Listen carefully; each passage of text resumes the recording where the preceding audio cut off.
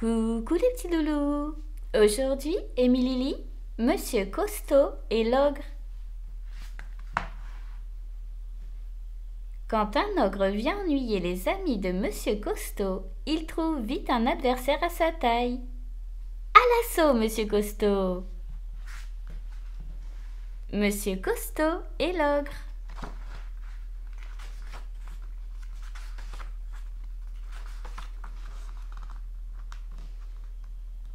Monsieur Costaud est le plus costaud au monde. Il est si costaud qu'il soulève un éléphant d'un seul doigt. Mais dernièrement, il semblerait que Monsieur Costaud ait trouvé un adversaire à sa taille.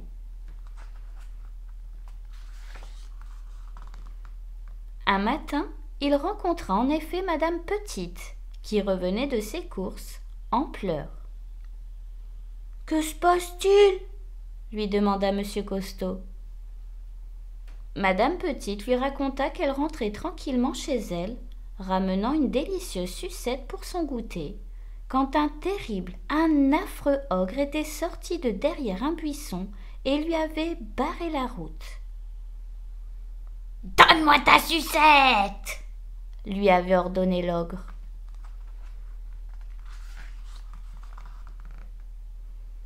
La pauvre Madame Petite n'avait pas eu le choix. Monsieur Costaud fut très choqué par cette histoire.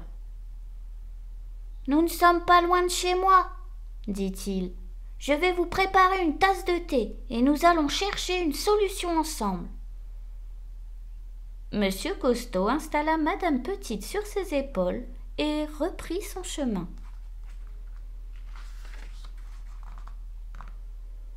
Juste au coin de la rue, ils rencontrèrent Monsieur Pressé, qui avait l'air très agité.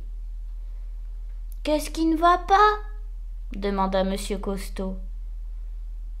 Monsieur Pressé leur raconta qu'il était en train de conduire quand un brutal ogre avait surgi au milieu de la route. « Donne-moi ta voiture !» avait-il ordonné. Le pauvre Monsieur Pressé avait dû descendre et regarder, impuissant, l'ogre s'éloigner au volant de sa voiture.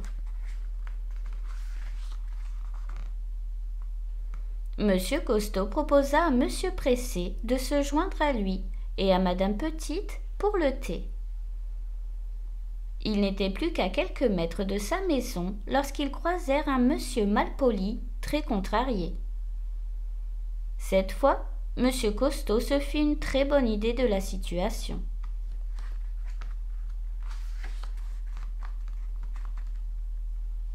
Monsieur Malpoli se rendait à la banque pour compter son argent, quand un monstrueux ogre avait surgi de derrière un arbre, lui barrant la route. « Donne-moi ton chapeau !» avait dit l'ogre. Et le pauvre monsieur Malpoli avait cédé son chapeau à l'ogre. Même si, comme tu peux t'en douter, il était beaucoup trop petit pour lui.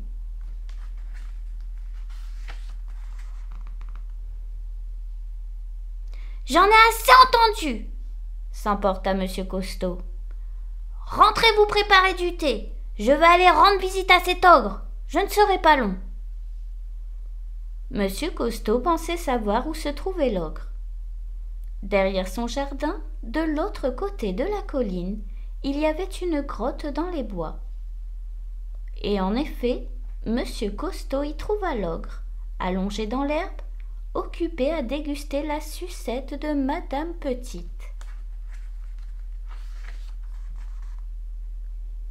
Mais quelle surprise! Il n'y avait pas un seul ogre, mais 3. Les frères terribles se levèrent à l'arrivée de Monsieur Costaud qui, imperturbable, se présenta à eux. « Toi, Costaud !» se moqua le plus grand des ogres. « Sais-tu au moins ce que ce mot veut dire ?»« Si je prouve que je suis plus costaud que vous 3, me promettez-vous de vous excuser auprès de mes amis et d'arrêter de les terroriser ?» leur dit Monsieur Costaud. «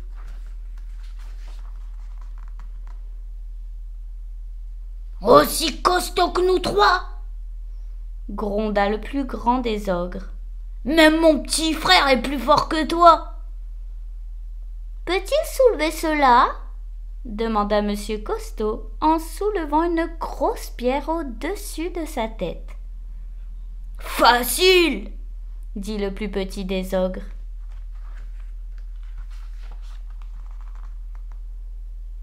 Monsieur Costaud lui passa la grosse pierre, mais elle était trop lourde pour lui, et il la laissa tomber sur son pied. Aïe! Hurla-t-il de douleur.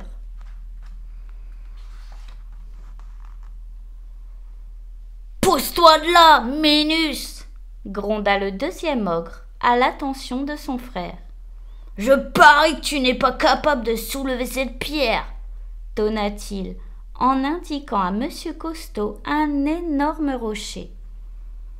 Celui-ci sourit, et il y parvint sans peine.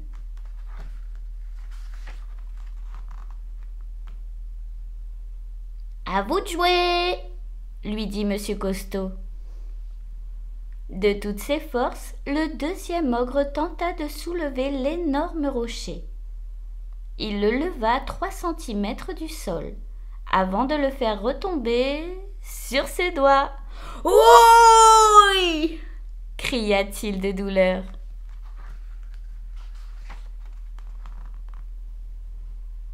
« Laisse-moi essayer !»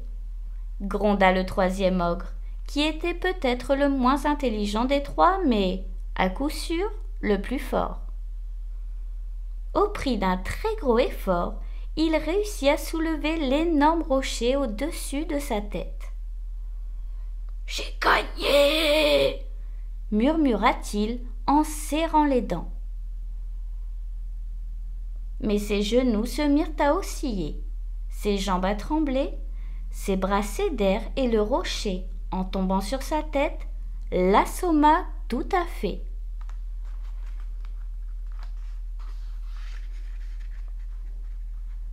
Monsieur Costaud souleva alors le plus gros des ogres comme s'il pesait le poids d'une plume. Et suivi des deux frères, il le transporta jusque chez lui, de l'autre côté de la colline. Là, il le déposa devant ses 3 amis.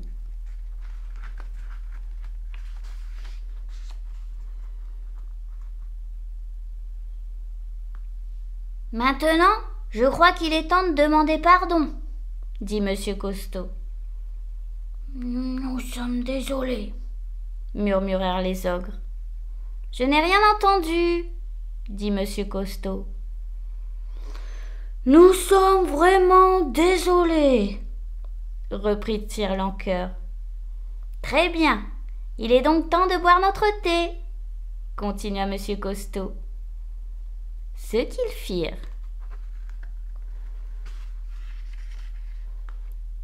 Mais les ogres ne restèrent pas longtemps chez Monsieur Costaud. Les boissons chaudes n'étaient pas leur tasse de thé. Si tu as aimé ma vidéo, abonne-toi. Et si t'es abonné, n'oublie pas de liker.